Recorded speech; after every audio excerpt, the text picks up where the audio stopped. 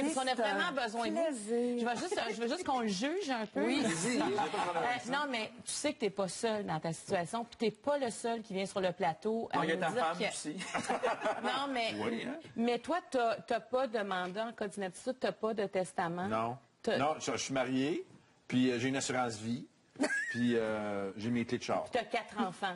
J'ai 4 enfants. De deux mamans différentes. 4. Non, mais Oui, mais deux mariages différents. Deux mariages différents. Là, tu...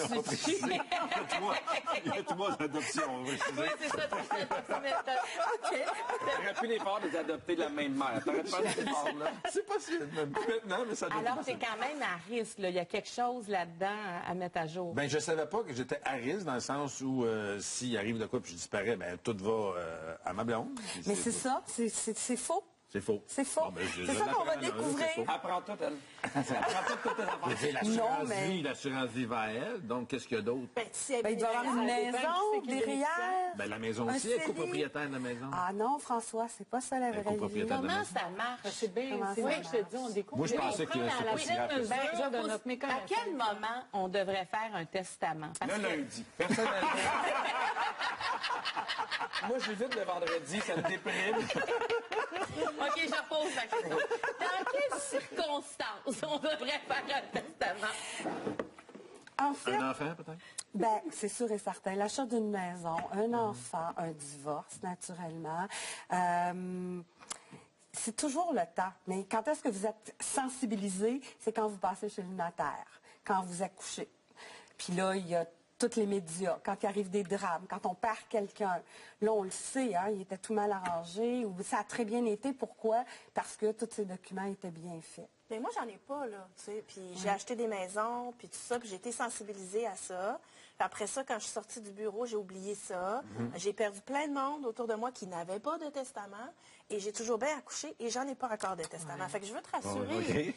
Mais j'y pense. Mais je comprends, Pierre, c'est que remplir le questionnaire... C'est épouvantable. C'est un très mauvais... Moi, c'est entre autres pour ça que j'y allais pas. Ça me tentait pas d'être confrontée Quand on à ça. parlons-en du fameux questionnaire, parce que moi, je vais toujours me souvenir, la première fois qu'on est allé, on avait un enfant, et là, tu sais, il demande, bon, si tu meurs, OK, ça va à Mario. Si Mario meurt, Mario dit, ben, ça va à Marie-Claude.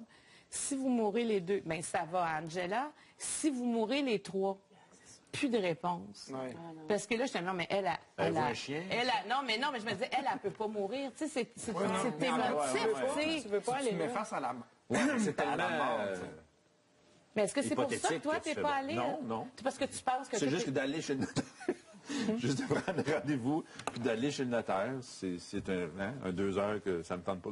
C'est un long exercice aussi. Moi, je me suis découragée à quelques reprises là, face au questionnaire parce que j'allais justement dans toutes ces questions-là. Puis à un moment donné, tu arrives au mandat en cas d'inaptitude. Puis là, puis qui tu veux comme exécuteur testamentaire. Puis là, tu dois informer ces gens-là dans ta vie. Ben, idéalement, ça coûte déjà cher de faire un testament puis un mandat. Mais il y a ça aussi, donc, tu sais, ça ne tente pas de payer pour ça. du moment... Parce que ça va coûter 4 fois plus cher si vous ne l'avez pas. Les plus beaux dossiers dans nos qui, je sais pas, bureaux...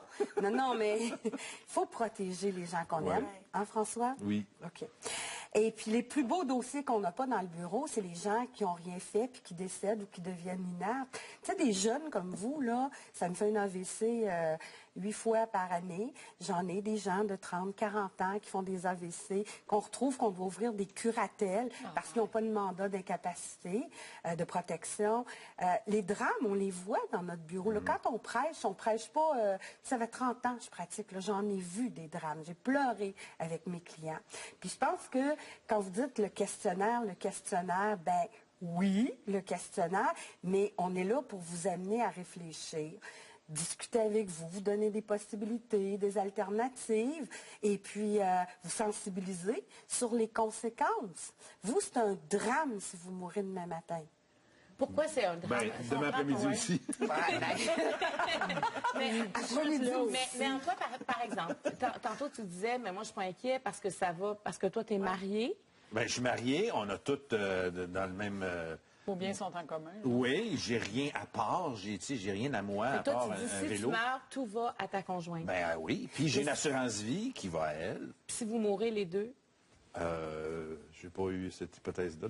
Non, mais oui, il y a son beau-frère, son frère, c'est-à-dire, mon beau-frère, donc, qui s'occuperait des enfants. Ça, on a déjà établi ça. OK. Mais tu es établi avec lui. Mais je vais laisser la notaire parler. Première des choses, François, c'est le cas de mes clients typiques. Quand vous vous êtes marié, vous n'avez pas fait de contrat de mariage. C'est ce que vous m'avez dit tout à l'heure. Donc, quand on se marie et qu'on n'a pas de contrat de mariage, automatiquement, on tombe en société d'acquet. C'est ça. La société d'acquet, c'est, je vous l'ai dit aussi, un pour tous, tous pour un. Donc, on va tout bâtir ensemble. Et puis, si un jour ça ne va pas, on partagera tout moitié-moitié. Fait que quand vous allez décéder, on va commencer par faire ça. On va simuler un divorce entre François puis sa femme. Première étape. Okay. Fait que là, on va régler le patrimoine familial, la société d'acquet. Ensuite, on va dire il n'y a pas de testament. Donc, quels sont ces biens? Et puis, il y a 1/3 de vos biens qui vont aller à votre conjointe, 2/3 qui vont aller à vos enfants. Un enfant mineur, quand ça hérite, bien là, c'est le Code civil. Si vous n'êtes pas assez fin pour faire un testament, nommer le bon monde, qui vont administrer comme il faut, le Code civil, il dit les enfants vont hériter de 2/3. Et ces enfants-là, on ne peut pas toucher à leur héritage. Donc, ils deviennent propriétaires avec votre épouse de 2/3 de votre part. Et quand un enfant mineur hérite, ben, c'est sûr et certain que les biens sont gelés. On ne peut pas les vendre sans passer par le tribunal. Sa conjointe ne pourrait pas vendre la maison. Ça nécessite un conseil de famille, le curateur public qui est mis en cause. Il faut avoir des évaluations et il faut venir prouver que si on vend la maison, c'est parce que les enfants ont besoin de cet argent-là pour vivre. Il faut que ce soit une nécessité. Oui, puis tu ne peux plus les obliger à faire le ménage. Le 2/3 leur appartient. C'est ça, exact. Ça vit dans ton tiers. Mais c'est complexe. Puis vous dites, puis ça veut dire que la maman qui doit les amener jusqu'à l'université, faire d'eux des gens qui vont être autonomes un jour, elle n'a pas accès à cet argent-là. Elle n'a pas accès à cet argent-là. Donc, si elle veut les envoyer étudier quelque part, elle ne peut pas y toucher. Non. Non, le plus qu'on peut faire, c'est peut-être même pas. On est obligé d'avoir. Le curateur public va exiger un gel des fonds. Est-ce que c'est la même chose pour l'assurance vie ou c'est juste la maison ou c'est l'assurance vie, il semble dire qu'il a mis le nom de sa conjointe. Donc, c'est une désignation, ça va aller à votre conjointe. Mais, admettons que vous mourrez avec elle, les enfants... Donc, les REER, ça... Les REER, on va payer l'impôt, parce qu'on va devoir encaisser pour payer la part des enfants. Puis, le curateur public, puis le Code civil exige que ce soit gelé. Il y a un gel de fonds qui se fait auprès d'une institution financière. Et la mère, elle peut peut-être obtenir, si elle n'est pas capable de pourvoir à leurs besoins, les intérêts à 2 Mais elle doit faire vivre ses enfants parce qu'ils n'ont pas à se faire vivre par leur propre héritage. Mais moi, je pense le drame, Marie-Claude, c'est qu'à 18 ans, ces enfants-là sont majeurs et vaccinés. Donc, peu importe qu'ils soient responsables ou pas, on va devoir leur verser leur héritage. Et des fois, ils lapident rapidement parce qu'ils ont 18 ans. Ça prend 1 an, puis c'est tout dilapidé. Ça, c'est des choses que vous voyez dans votre clinique, là? Tous les jours. Mais voyons donc, moi, je pensais que les REER... OK, je vais revenir là-dessus. Je suis complètement, là, bon... Je me sens mal, là, tu sais, bon. Vous sentez mal pour lui, hein? Oui, moi, j'ai un nouveau client. En tout cas, moi, je vais être cliente aussi, là, mais je pensais que les REER, quand on est marié, moi, je me disais, mettons que François a un fonds de pension des REER et tout, et qui est marié, donc il n'est pas obligé d'encaisser les REER à ce moment-là, ça va tout simplement dans le patrimoine familial et la famille va pouvoir bénéficier de ces économies-là, parce que payer les impôts tout d'un coup, là, c'est... Mais il faut d'abord penser que le patrimoine familial, c'est pas un droit de propriété. C'est le droit à 50 de la valeur. Et de un. Au décès, les règles sont différentes. Si j'ai fait un testament et que je les ai laissés à ma conjointe ou à mon conjoint, il y a un roulement fiscal puis j'encaisse pas les REER. C'est sûr. Donc, ça prend un document qui permet ça. Autrement, j'ai pas de règles qui me permettent de rouler. Tu sais, c'est de la fiscalité, ça. Hein? Fait qu'il faut toujours jouer avec le côté fiscal puis le côté civil. Daniel, si on a une voiture, par exemple, est-ce que c'est la même règle que la maison? Est-ce que ça va directement à la conjointe ou au conjoint? Il n'y a rien qui va directement au conjoint ou à la conjointe. De tous les biens qu'on a? Oui, de tous les biens qu'on a. Tu sais, le Code civil, il a dit Si vous êtes marié et non pas conjoint de fait, si vous êtes marié, on bâtit un patrimoine familial. Donc, les résidences, les meubles, les voitures, les REER et les fonds de pension. C'est un patrimoine familial qui n'existe pas quand ça va bien.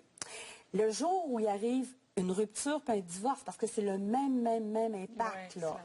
Donc, arrive le décès, on règle le patrimoine familial. Mais je ne prends pas la voiture puis la casser en deux puis dire t'en as une partie, puis le défunt, il y en a une partie. Je dis simplement, à vous 20 000, il y en a 10 000 dans le pot de la succession, puis 10 000 qui devraient revenir à la conjointe.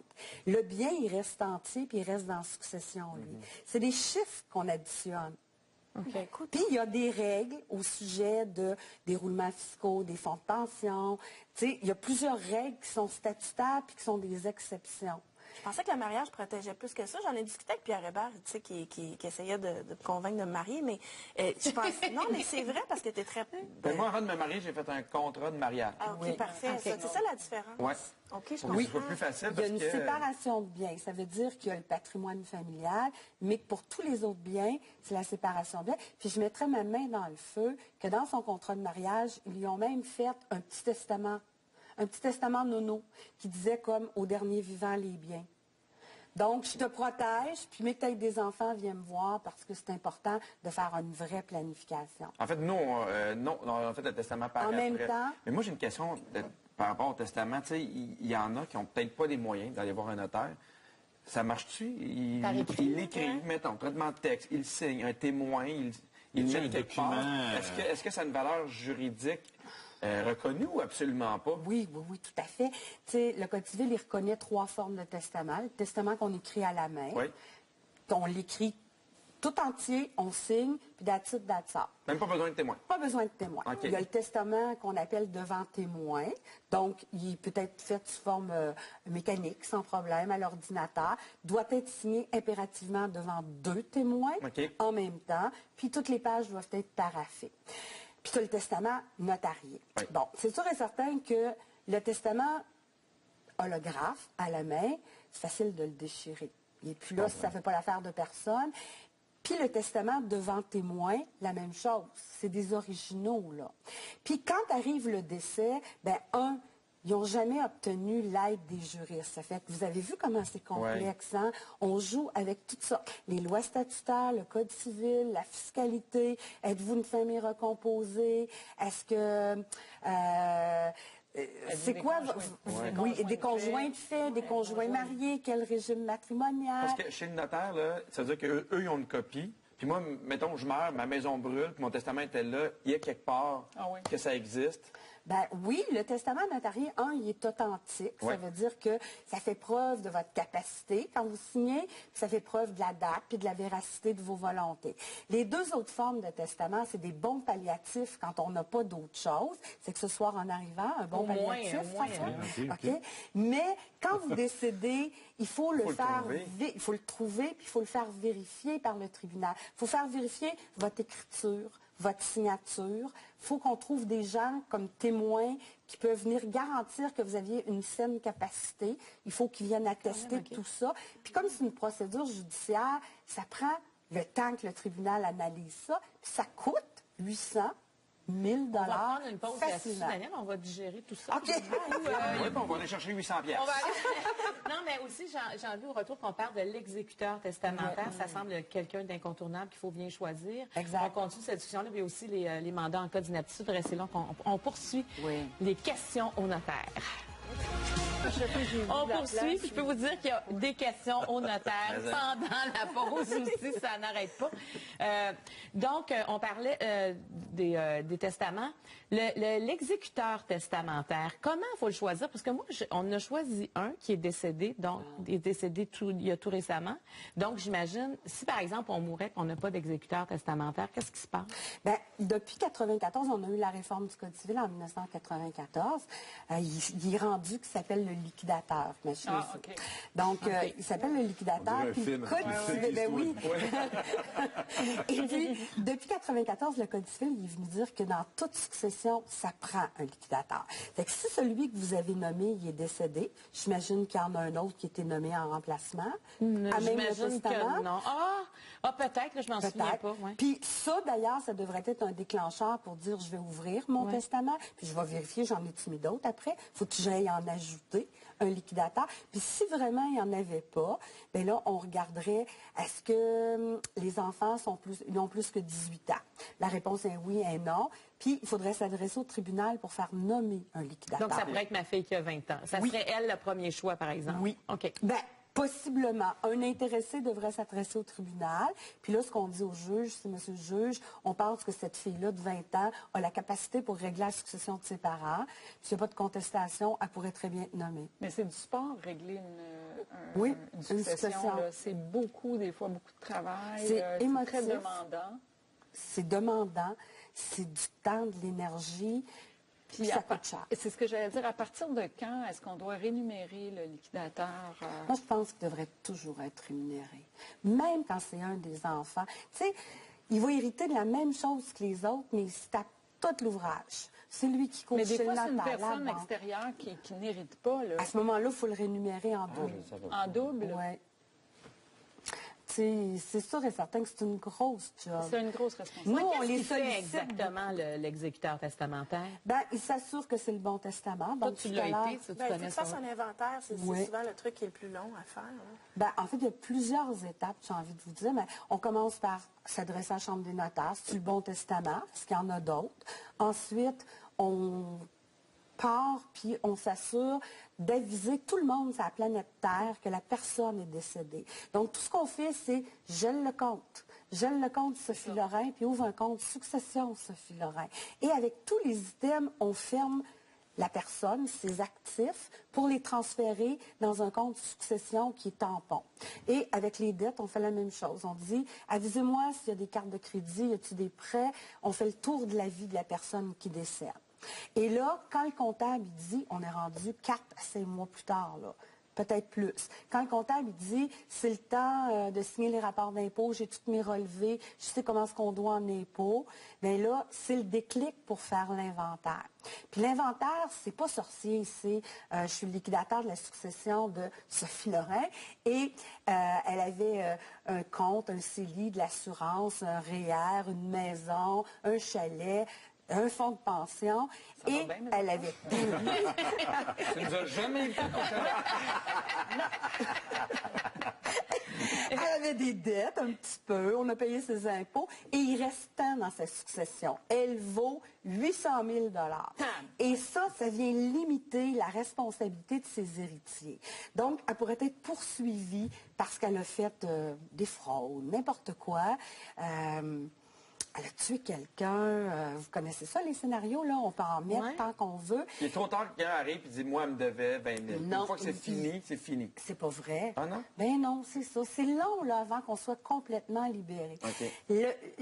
L'inventaire, c'est pour limiter la responsabilité des héritiers. Donc, si quelqu'un la poursuit pour 8 millions puis qu'elle en a laissé juste 800 000, ben, je suis responsable jusqu'à concurrence de 800 000, mais le restant, je ne suis pas responsable. Okay. Puis, lorsqu'on a fait ça, on a reçu nos avis de cotisation. Là, on les ferme. On regarde le testament et on dit, c'est quoi les volontés de mon défunt ou de ma défunte? Et là, on exécute ces volontés. C'est vraiment pas au début que ça se fait? Non, parce qu'il faut qu'on ait une vision globale du règlement de la succession. Faut-il que je déclenche des impôts? Je peux-tu faire des stratagèmes pour maximiser ma fiscalité? Donc, c'est vraiment un regard global. Donc, ça prend quelqu'un d'assidu, quelqu'un de rigoureux, là, comme... Ah oui, puis je te dirais même que des fois, d'obtenir ces informations-là, c'est pas simple. C'est pas juste un téléphone et on va vous dire, oui, voilà, madame avait un fonds de pension. Il faut que tu envoies le certificat de décès, il faut que tu envoies la preuve que tu es bel et bien le liquidateur. Ensuite, il faut que tu envoies les originaux, eux te renvoient ça. Finalement, tu obtiens l'information. Des fois, c'est des mois de temps, là, juste pour une information sur un inventaire. Là. Alors là, la succession a fait quoi pendant ce temps-là? Elle est gelée? En fait, tu sais, je dis toujours, pourquoi est-ce qu'on ferme le compte? Je pense à lui qui a des jeunes enfants, puis sa femme, là, il arrive quoi? Admettons qu'il aurait fait son testament, puis qu'il a tout donné à sa femme, puis il l'a nommée liquidatrice. Elle, quand elle ferme le compte de François Morin, une mascotte, un peu plus débaptisée. Ma mère fait la même erreur. Donc, à coup que j'ai fermé le compte de François Mascotte, puis que j'ai ouvert mon compte de succession, mon liquidateur, il a tous les pouvoirs dans le compte de succession. Fait que là, il a accès à l'argent. Puis aujourd'hui, on est à l'ère électronique. Tu sais, j'informe la Chambre des notaires par intranet. Puis ma signature numérique, j'enregistre le testament, mais je le vérifie aussi rapidement, là. Donc, je suis capable de dégeler mes comptes à l'intérieur de 2-3 semaines maximum. Fait que c'est sûr qu'il faut que j'aille un petit coussin quelque part, puis... Les gens ne savaient pas, mais on peut refuser une succession. Oui, c'est pour ça l'inventaire aussi, c'est pour s'assurer qu'elle est solvable. Oui, que tu ne ramasses pas avec 20 000 piastres de dette. Puis ça, plus tu es en affaires, des petites compagnies de gestion comme vous avez, c'est sûr et certain qu'il faut s'assurer que les DAS ont été payés, que les impôts ont été payés. Tu sais, il ne faut pas faire des moves qui sont précipités. Parce qu'à coup qu'on a fait des gestes d'héritier, on ne peut plus renoncer à la succession. Oui, c'est ça. Dès qu'on accepte quelque chose, ça veut dire qu'on accepte tout ce qui vient avec. Ouais. Puis vous me disiez, Marie-Claude, comment on choisit son liquidateur? J'ai envie de vous dire, il faut que ce soit la personne qui est le plus rassembleur. Tu sais, quand on a des enfants, on nomme pas le plus vieux, le plus jeune ou quoi que ce soit. On nomme celui qui va bien la faire, la job. Celui qui rassemble la famille, qu'on sent confiance avec cette personne-là. Sinon, on est pris avec des power trips, on est pris Parce qu'il faut bien le dire, que les successions, là, à partir du moment qu'il y a de l'argent ou qu'il n'y en ait pas, moi, ce que j'ai vu en général, c'est que c'est jamais simple. Ça devient, pour les familles, compliqué. C'est souvent, il y a bien de la chicane, c'est émotif, même si, comme je te dis, même s'il n'y a pas une scène au compteur. Alors, plus c'est écrit, plus c'est spécifique dans le testament, la chicane arrête plus vite à un moment donné que de laisser traîner les affaires. Mais aussi une firme extérieure. Tu peux choisir quelqu'un de complètement neutre pour dire, parce que tout le monde est dans le deuil aussi, tout le monde est dans l'émotion. Fait que, d'avoir quelqu'un d'extérieur qui prend puis qui exécute exactement ce qui est écrit, des fois, c'est plus facile. Oui, mais quand on parle de ça avec nos clients, ils ont toujours une réticence à payer les professionnels pour régler la succession. Mais c'est vrai que ça fait en sorte que... Mais vous dites qu'il faut payer de toute façon. Oui, il faut payer. On devrait. C'est trop une grosse charge. C'est une grosse responsabilité. Danielle, je veux qu'on parle aussi des mandats en cas d'inaptitude. Oui. Je suis sûre qu'il y a plein de gens qui attendent qu'on parle de ça parce que ça, c'est aussi très, très délicat parce que est-ce que c'est quelque chose qu'on devrait faire d'emblée? Définitivement. Tu sais, à quel moment de notre vie on fait ça, un mandat en cas d'inaptitude? J'ai envie de vous dire que mes enfants avaient leur mandat et leur testament à 18 ans. Oh. Puis, tu sais, tout à l'heure, vous disiez, ma fille a 20 ans, mais ma fille de 20 ans, là, si elle fait un acte, elle fait une tentative de suicide, elle rentre en psychiatrie. Bien, vous avez beau courir puis pleurer en arrière d'elle, elle est majeure, vaccinée, puis papa puis maman auront pas un mot à dire, puis le psychiatre, il vous dira pas un mot non plus. Fait que les mandats de protection, là, c'est pour nommer les personnes qui peuvent nous représenter dans ces moments-là. C'est la gestion des actifs, mais c'est aussi toute la gestion de la personne, du consentement aux soins. Fait que quand est-ce qu'on le fait?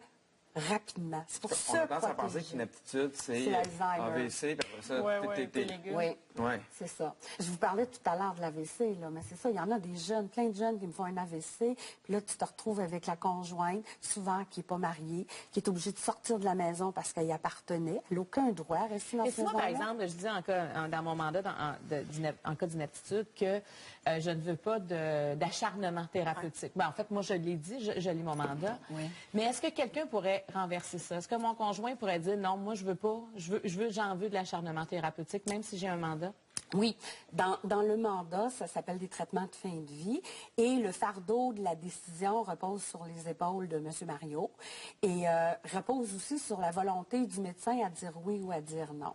Puis ça, mais ça peut nous amener à parler de la nouvelle loi sur les soins de fin de vie qui est rendue maintenant complémentaire et puis que les gens signent ça en quantité industrielle. Mais c'est quand même incroyable qu'on arrive à contester notre propre décision qu'on a affranchie dans un document puis qu'on a déposé. On a pris la peine de déposer puis la peine de vous payer. Je suis désolée, là, mais c'est un peu choquant qu'à un moment donné... C'est parce que la législation... C'est la même affaire pour le don d'organes, hein? Je veux dire, on a beau signer notre carte. On a beau signer notre carte, on a beau avoir fait tout ce qu'on voulait aviser, puis là, rendu là, ben non, ça se peut que ça lui tente plus, là. Oui, mais tu sais, on a eu cette nouvelle disposition législative qui est rentrée en vigueur le 1er janvier, mais avant les modifications législatives, là, le médecin était toujours en droit de dire non. Pourquoi? Parce que on ne l'avait pas relevé de son obligation. Là. Il y avait toujours son serment d'Hippocrate qu'il devait respecter, puis amener quelqu'un à mourir, c'était contre leur volonté.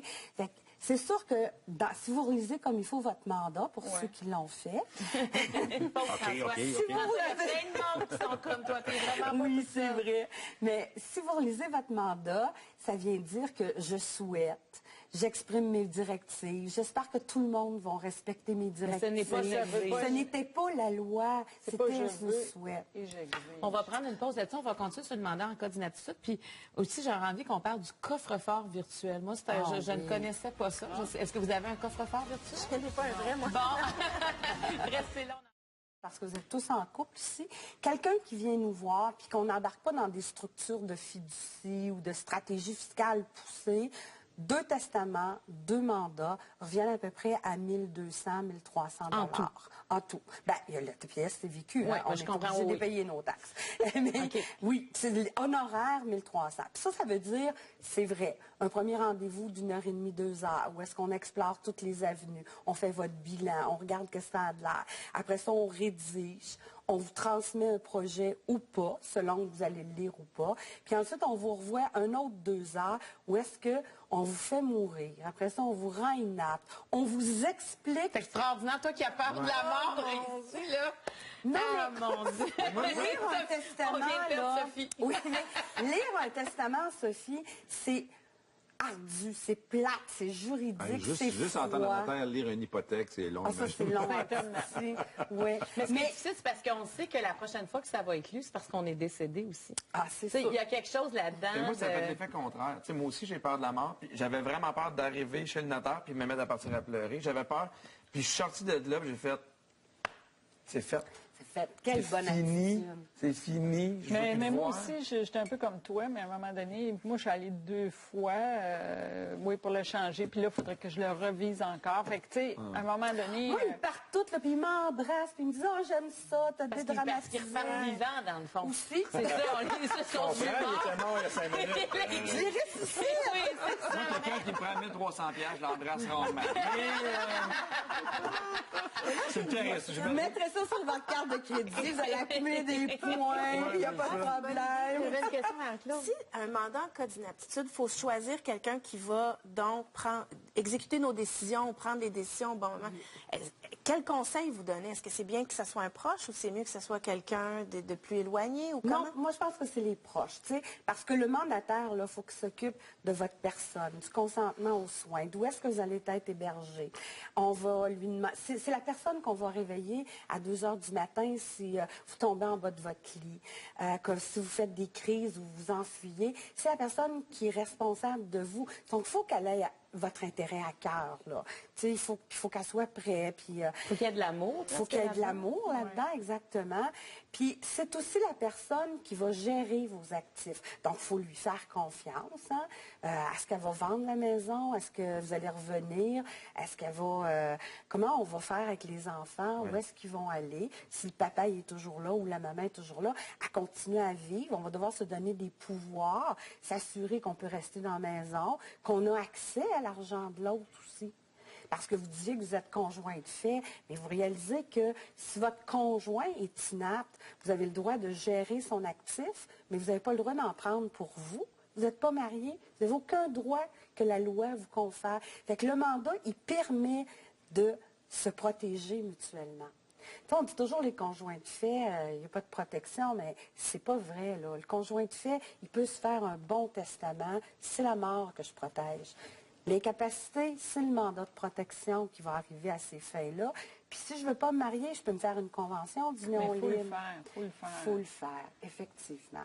Il faut prendre le temps de le faire parce qu'on n'est pas vraiment protégé quand on est conjoint de fait. On n'a pas grand-chose pour nous.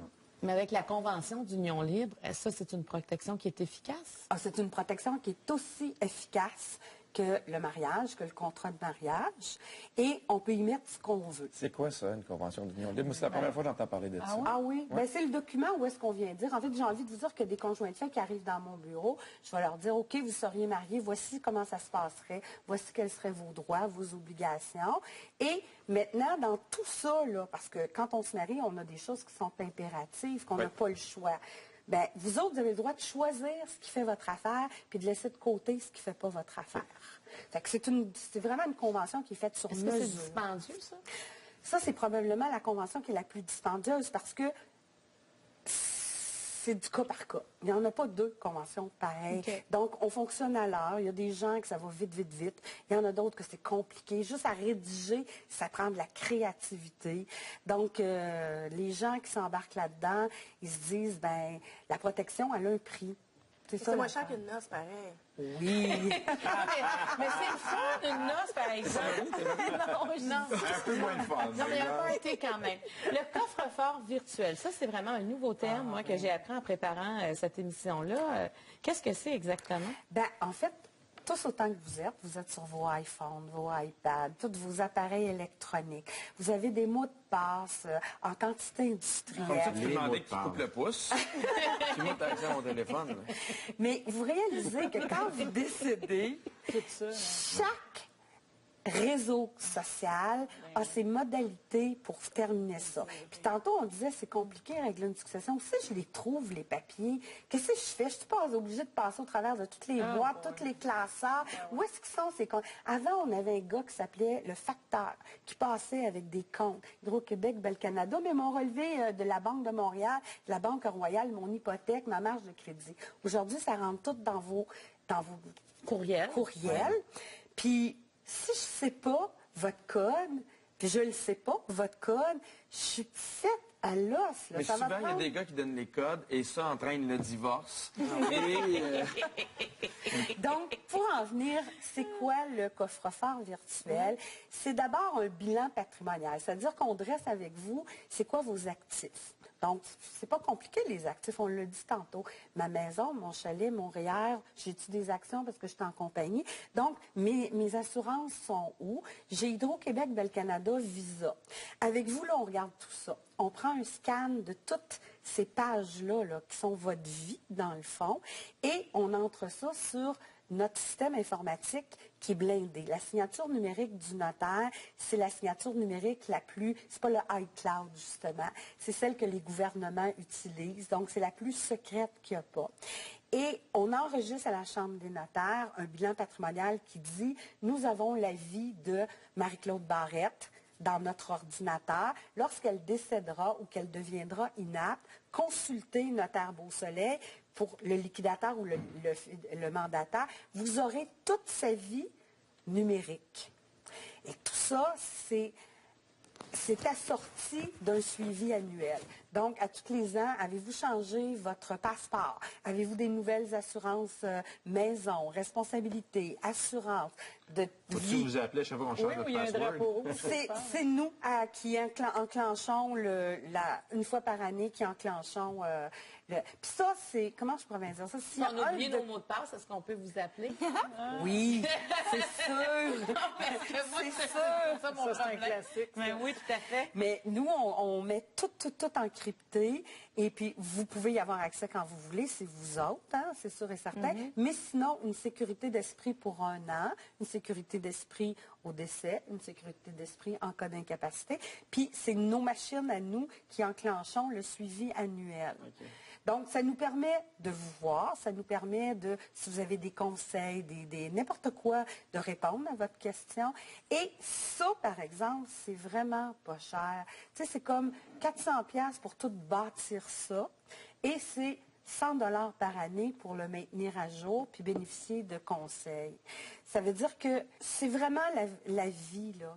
Tu sais, j'ai envie de vous dire que l'autre jour, il y avait un technicien informatique qui travaillait dans un gros bureau. Juste pour vous donner une idée, là. C'est lui qui avait toute partie le système informatique de cette entreprise-là. C'est lui qui détenait toutes les clés là, pour aller dans les différents systèmes, puis il est mort. Il est mort à un moment donné, rapidement, puis personne à l'entreprise avait toutes les clés. Tout le monde était gelé. Lui, il n'avait pas mis ça nulle part. Donc, les gens qui travaillent en informatique devraient avoir ça. Puis, les gens tout court, tu sais, vous avez tous des Facebook. Puis, imaginez-vous là, que vous mourrez. Tu ne meurs pas sur Facebook, ça continue. Il faut les détruire puis les effacer. Toutes vos données biométriques, là, vos pouces, justement, votre Nexus avec vos iris, il faut faire effacer ça. Il faut être capable d'aller faire les représentations. Il faut s'arrêter quelques minutes. On a hâte que l'émission finisse, mais on a tellement de choses à faire, à mettre à jour. On s'est promis qu'on allait se rappeler qu'il fallait faire. La prochaine fois qu'on se revoit, il faut qu'on l'ait fait. Tu fais ton coffre-fort, tu fais ton testament. Oui, c'est ça. Donc, François, c'est quoi tes prochains jours? Je vais aller tout faire ça, là. Vous prenez un rendez-vous. Ben, c'est sûr, absolument. Toi, tu as un enfant avec une autre. D'un premier mariage. D'un premier mariage. Donc, est-ce que ça a un impact, ça? Oui, parce que ça, c'est ce qu'on appelle nos familles recomposées. Donc, quand je regarde le testament de François, il va falloir que je me dise comment tu veux protéger ce premier enfant-là. Puis comment tu vas protéger tes enfants avec ta deuxième conjointe. Il n'est pas égal aux 4 autres, c'est pas divisé en 4, puis il est dans le... Ben, c'est parce que probablement, ce que tu vas faire au départ, tu vas dire, ben moi, je veux que ma femme, là, c'est elle que je vais protéger. Puis tu vas te dire, ben quand elle va mourir, elle va le protéger, mon premier enfant. Puis moi, je vais te répondre, ben peut-être qu'elle va le protéger, mais peut-être qu'elle ne voudra plus y voir la face. Parce que c'est pas le sien, son enfant. Fait que là, tu vas dire comment je le protège. Fait que là, on va vouloir trouver une solution pour vraiment régler le sort de celui-là en partant. Fait qu'il faut être très créatif avec votre job, c'est de voir tous les cauchemars possibles et imaginables. Oui, c'est ça. Oui, ben c'est ça. C'est pas le fun d'entendre ça, mais en même temps, ça pourrait arriver parce que c'est déjà arrivé. Ben oui.